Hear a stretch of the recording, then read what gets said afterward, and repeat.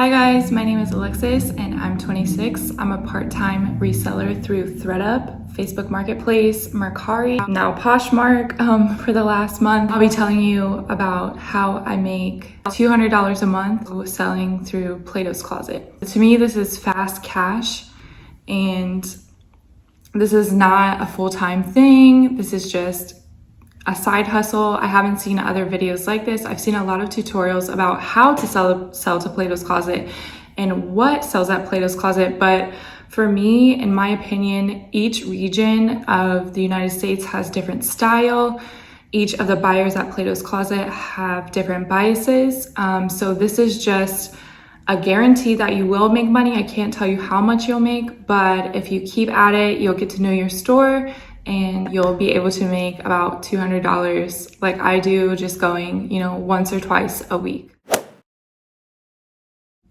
Plato's Closet sells at 70% off of their items, they say. So they only give you a portion of that 30%. So they do not give a big payout. Where I like to source primarily are the bins, Goodwill bins.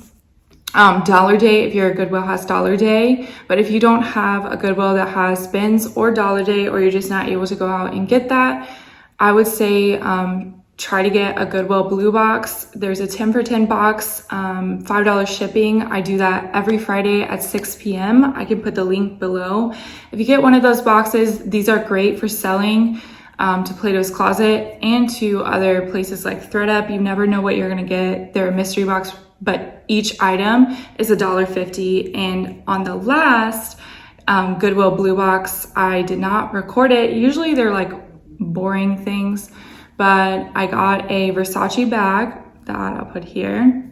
I already sold that. And a Christian Dior skirt that I did not get a picture of, but it's like vintage pink.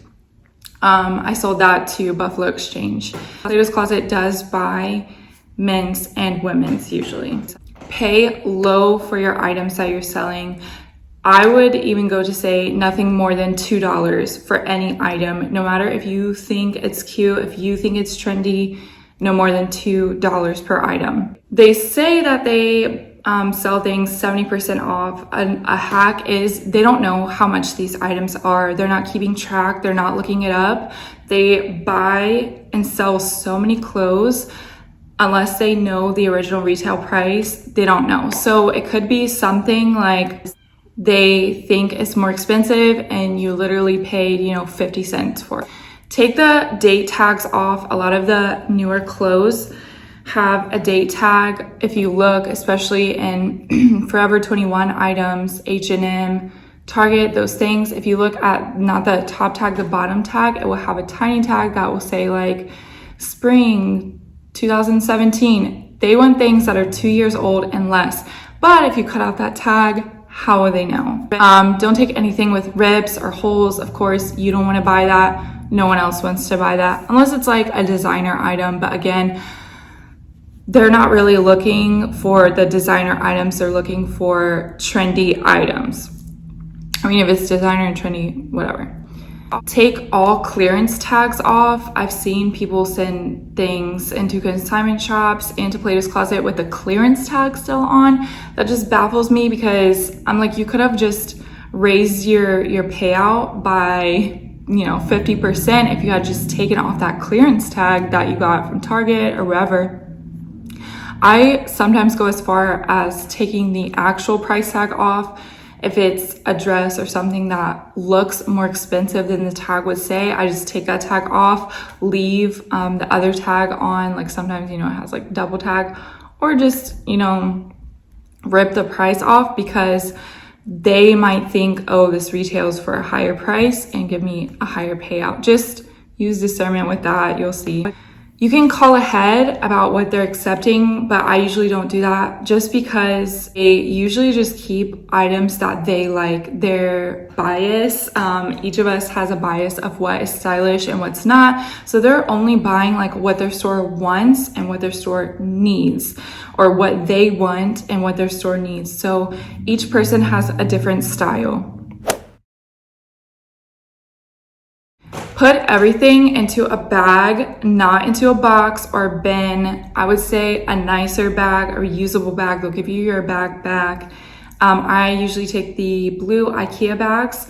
Mine limits you to 2 bags a day. However, these can be like large bags. They don't say what size bag. They don't say how many items of clothing you can have. I wouldn't put too much. I usually take 1 IKEA bag full, which is actually a lot of clothes. Fold the clothes, because the people that just throw them into a trash bag, they're not going to go through all of those. Don't bring in loose items. Like, don't bring in your purses loose or your shoes loose, because they're going to say something to you. So bring your ID. You need to have your ID, or like bring your license, you know, a passport card, something that shows this is you. I think the biggest hack for me that I've learned, there's different hacks that I've learned just from trial and error. Get there when they open. You don't need an appointment to sell with them, unlike Buffalo Exchange. And there's a pro and a con to this. The pro is that you can go at any time, and the con is that anyone can come at any time. So I've seen wait times up to 4 hours. And if you're kind of in a hurry or don't really feel like waiting that long, I personally don't think it's worth it to wait that long. Sometimes you'll see people lined up. Honestly, if you're like 3rd person in line, you're gonna get in and out within 30 minutes to the hour. So they're busy, they're doing other things. Every place is hiring right now. So I would go as soon as they open, get in there, get your thing. The system will already have your information after your first time selling with them, so you won't regret it. Mine opens at 12 noon. So that's not even, 7 a.m. or something. However, if you do go later, sometimes I go to more than one Plato's Closet. I'll talk more about that in a minute. Sometimes I go to more than one, so I do go later, but when I drop off my clothes, they have the option to like wait in the store. You log in through a computer, in your information, and then you can have the option of them texting you. So you can say like, I'll wait in the store, or you can text me. So opt in for the texting, and then when they're done processing your clothes, they'll send you a text saying, hey, come pick up your clothes, and you don't need to pick them up until the store closes. So you have all that time. Each store does have different hours, but just look at their buying times and what time they close. I don't know if every Plato's Closet does this, that you can choose to pick up your clothes later, but if you do not pick up your clothes that day, you will not get a payout, and they will donate your clothes. During that time, I like to go to Goodwill. There's usually a Goodwill around Plato's Closets. Every Plato's Closet that I know, on the East Coast at least, there's a Goodwill nearby or a thrift store nearby, and I believe that's strategic. Or just go run some errands while you're waiting. It will feel like passive income.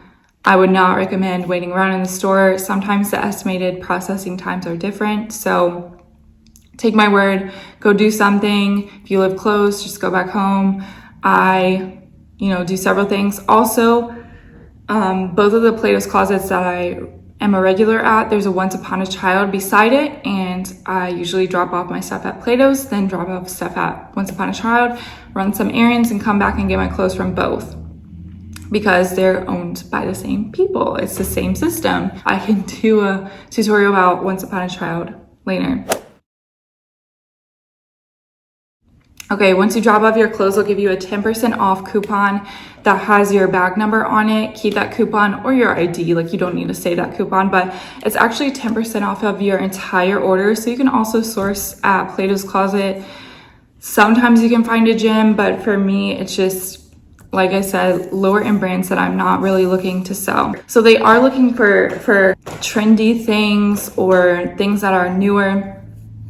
However, they don't know what's new and what's not. The fashion trends are cycling back from the 90s, 2000s. So you can even bring in vintage things. I feel like as long as it's trendy, they'll take it. Also, each person has a bias.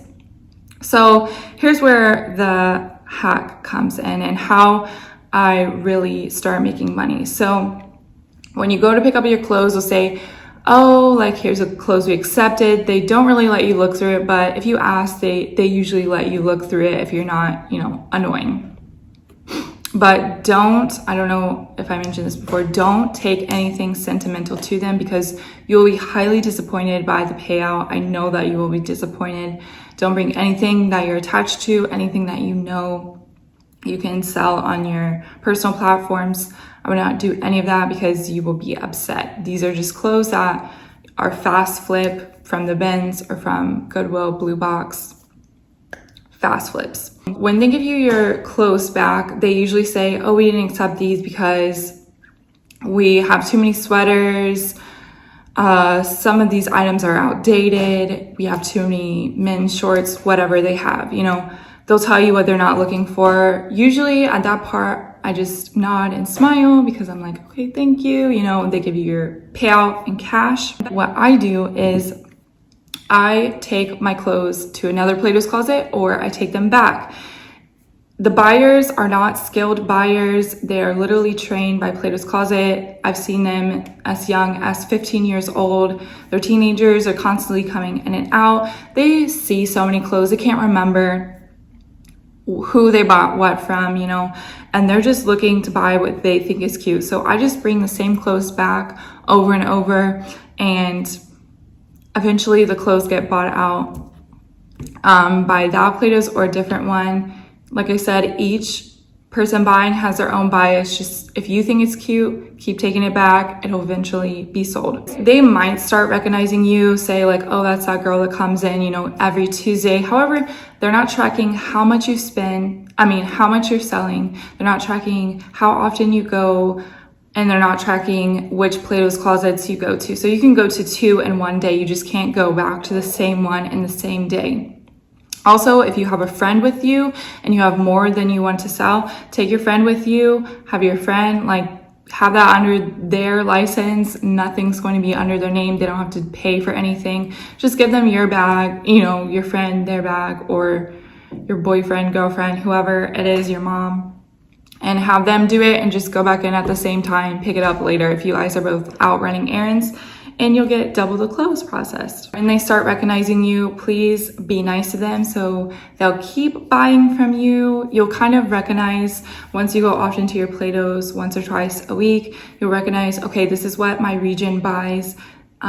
This is what is in right now. If you see like, oh, they have way too many coats here, I shouldn't bring coats. Or just, you know, when you check out, ask them, hey, like, what are you looking for? Kind of see what they took from your bag and go off of that. I haven't seen some of these tips out, so I'm hoping I helped at least a few people. Let me know if you try this out and how much money you make. I made about $200 from September to October, and that's cash, like a quick passive income. This is not something that I spend too much time on. I just take it out of a box, put it into a bag, take it, run some errands.